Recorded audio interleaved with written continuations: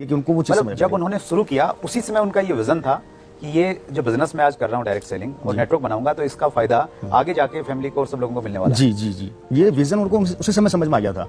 और मेरे को उन्होंने बताया था कि बेटा ये एक ऐसा व्यापार है कि जहां पर एक बार अगर आपने नेटवर्क पे काम कर लिया तो मुझे ऐसा लगता है कि इस नेटवर्क में काम लोग कुछ और करेंगे और इनकम आपको आएगी। और ये सबसे बड़ा स्टैब्लिश है इस बिजनेस के कि आपका परिवार, आपकी फैमिली इस बिजनेस में सिक्योर हो जाती है। तो मुझे ऐसा लगता है कि कहीं ना कहीं उनकी वो सोच जो उनको सन 2001 में पता लगी थी, वो आज मेरे परिवार के अंदर बहुत काम आ रही है। That's great, sir. पिताजी ने नेटवर्क बनाया, गवर्नमेंट की जो गजटेड पोस्ट थी उसको साइड में रखा और नेटवर्क में फोकस किया। बहुत बढ़िया। पिताजी का देहांत हो गया 2012 में आई थिंक। हाँ, मैं 23 फरवरी 2012 में मेरे फादर का देहांत हो गया था। वो बहुत एक इमोशनल मोमेंट रहा होगा आपकी लाइफ का।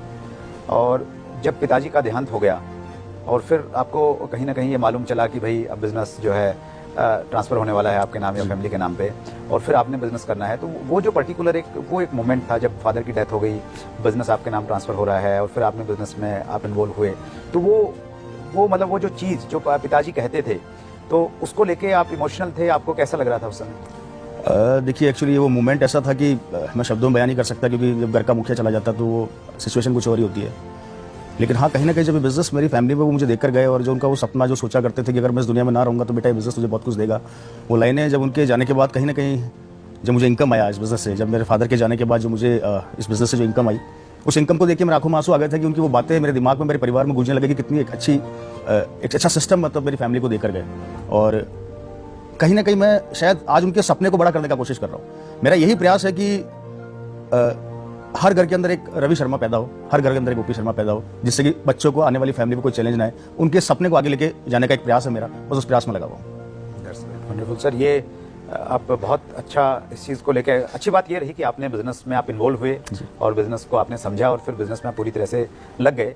तो अगर आप इस चीज़ को आप देखें, क्योंकि आज आप 7-8 साल से बिजनेस में एक्टिवली इन्वॉल्व हैं, आपके पास दो सिचुएशन होती। एक सिचुएशन तो अब है कि पिताजी ने नेटवर्क बनाया और आपने आगे स्टार्ट करना शुरू किया, और दूसरी सिचुएशन आप जीरो से शुरू करते और फिर बिजनेस को बढ़ाते आगे, तो दोनों में कितना अंतर आप मानते हैं? सर, अंतर तो है। अगर मैं समझता हूँ कि पिताजी ने स्टार्ट किया, अगर मुझे जीरो से स्टार्ट करना पड़ता तो मेहनत मैं भी उतनी करता, इसको उसी ऊंचाई पर जरूर लेकर जाता। क्योंकि मैं समझता हूँ कि डायरेक्ट सेलिंग किसी को समझ में आ गया, ये बिजनेस अगर किसी को समझ में अच्छे से आ गया तो मुझे लगता है दुनिया का कोई काम नहीं कर पाएगा।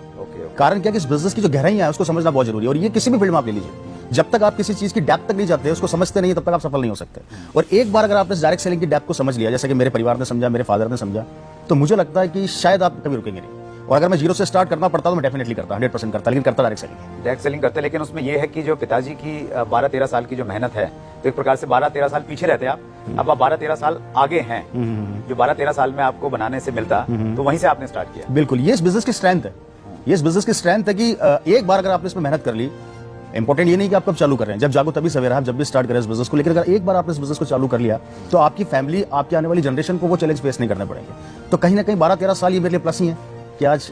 तो जब पिताजी नहीं रहे उस समय आप क्या कर रहे थे? पढ़ाई कंप्लीट हो गई थी, क्या कर रहे थे? जी, मैं एक्चुअली मेरा एजुकेशन कंप्लीट हो गया था। उसके बाद फिर मैंने डायमंड का बिजनेस स्टार्ट किया। बीच में मैंने मॉडलिंग्स करी, काफ़ी रैम शोज किए मैंने, काफ़ी अच्छे ब्रांड्स के लिए काम किया।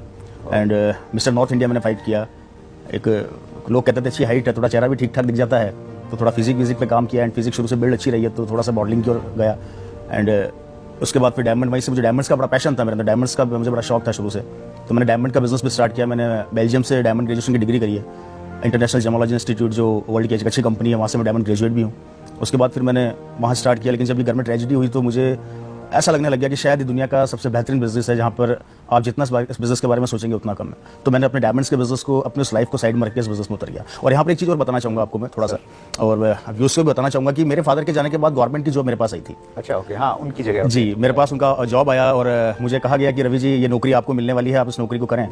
तो मेरे पास यहाँ पर दो रास्ते थे। एक रास्ता तो ये था कि इनकम तो आ रही है, मैं गवर्नमेंट जॉब कर लेता हूँ, और दूसरा रास्ता ये था कि नहीं, मैं फुल टाइम डायरेक्ट सेलिंग में आ जाता हूँ। तो मैंने अपनी नौकरी को साइड में रख के इस बिजनेस को अपनाया।